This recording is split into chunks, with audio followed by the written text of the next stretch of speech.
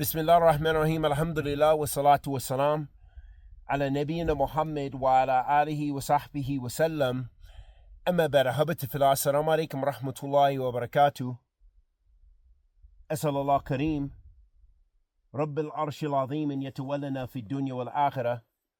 We ask that Allah subhanahu wa ta'ala the Almighty accepts our good and forgives our evil, protects us from kulli su' makruh, rectifies our condition and affairs, and blesses us all with علم نافع ورزق طيب وعمل متقبل. أحبتي في الله, Shaykh al-Islam ibn Taymiyyah rahmatullahi alayhi rahmatin wasi'ah, he mentioned a very important statement talking about the importance of nourishing the soul with the Quran, and that the Quran is a type of nourishment, and it's a type of shifa, it's a type of type of cure and a cleansing of the heart. But we do have to practice, and we do have to recite, and we do have to implement it in our lives. So I want to advise myself, my brothers and sisters, with what remains of Ramadan. We're more than halfway, we're the 16th day of Ramadan, that you want to do your best to remember Allah subhanahu wa ta'ala and remember Allah Azza wa Jal by reciting His book, the Quran. Shaykh al-Islam ibn Taymiyyah rahmatullahi alayhi rahmatin wasi'ah, he stated, ما رأيت شيئا يغذي العقل والروح ويحفظ الجسم ويضمن السعادة أكثر من إدامة النظر في كتاب الله تعالى. Beautiful statement of Shaykh al-Islam ibn Taymiyyah, in which he stated, he said, I have not seen anything which nourishes the intellect and soul, protects the body, and guarantees happiness more than constantly pondering and reflecting over the book of Allah. Subhanallah. What a profound statement of Shaykh al-Islam ibn Taymiyyah. So if we begin to implement and practice and understand the importance of such a fascinating and beautiful statement, we can gain immense reward from Allah subhanahu wa ta'ala. And we ask that Allah Azza wa Jal reward us and forgive us and protect us and accept our fasting. Ameen ya Rabbil Alameen. So one of the highest ways, as Shaykh al-Islam ibn Taymiyyah mentions, is by pondering and reflecting and reciting the book of Allah subhanahu wa ta'ala.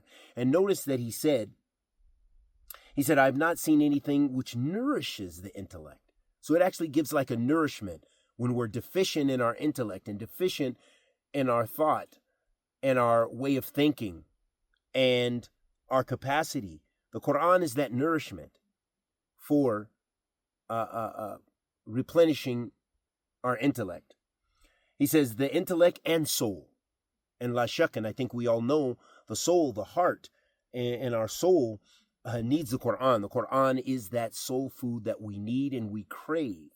Because when we're weak in Iman, we see how much we crave the soul food, the Iman, the things that are going to bring us closer to Allah, the things that please Allah subhanahu wa ta'ala. That makes you feel good. You feel good when your Iman is high. And you feel bad. There's a relationship when your Iman is low, when your faith is low. That's because you feel low. You're going through depression. You're going through sadness. You're going through anger. You're going through anxiety. You're going through a challenge with your mental well-being. And when you recite the Quran, that is the opposite. You're giving yourself that nourishment in order to revitalize and and bring back your soul. And he also said, rahmatullahi alayhi, that it protects the body. The Quran actually protects your physical soul. There's no doubt that we need to recite and reflect and ponder more. And he said, and guarantees happiness more than constantly pondering and reflecting over the book of Allah. And notice he said pondering and reflecting. He didn't even mention here necessarily reciting. He said pondering and reflecting. So obviously reciting is included in there. But guess what? There are many people who recite the Quran that don't understand it. There are many people who recite the Quran, they don't know its meaning. There are many people who recite the Quran and they don't know the explanation, the tafsir. And so the more we learn and the more we reflect and ponder over the book of Allah subhanahu wa ta'ala, that we will find that cure, we'll find that happiness, we'll find that replacement and that replenishment of our iman. So there's no doubt all of us need to get on that and recite the Quran now, today, while we're still in Ramadan and outside of Ramadan as well. Lastly, Ahabati Fillah, I just wanted to remind myself and my brothers and sisters of that beautiful narration that Shaykh al-Islam Ibn Taymiyyah mentioned, which shows us the importance of pondering and reflecting on the book of Allah subhanahu wa ta'ala. Take some ayat, recite some verses of the Quran, read a passage of the Quran and look at the tafsir and see what is the meaning. How did the mufassirin, ahl tafsir, the scholars of tafsir, the scholars of Quranic explanation or exegesis, what did they say about those ayat?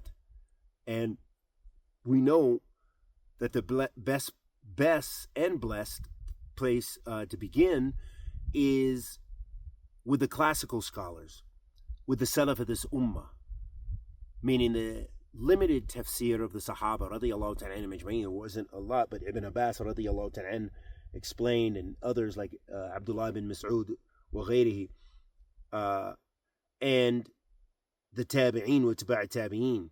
That's where you'll find most of the tafsir, the asl of the tafsir, the narrations that pertain to the Salaf and the classical understandings. And we ask Allah subhanahu wa ta'ala, the Almighty, to accept our good and forgive our evil, protect us from kulli su' wa makruh, bless us to be of those who practice our knowledge, and may Allah subhanahu wa ta'ala bless us all with ilm nafi'a, wa rizqan tayyiban, wa amalan mutaqabbilan, wa sallallahu wa sallam ala nabiyyina Muhammad wa ala alihi wa sahbihi wa sallam.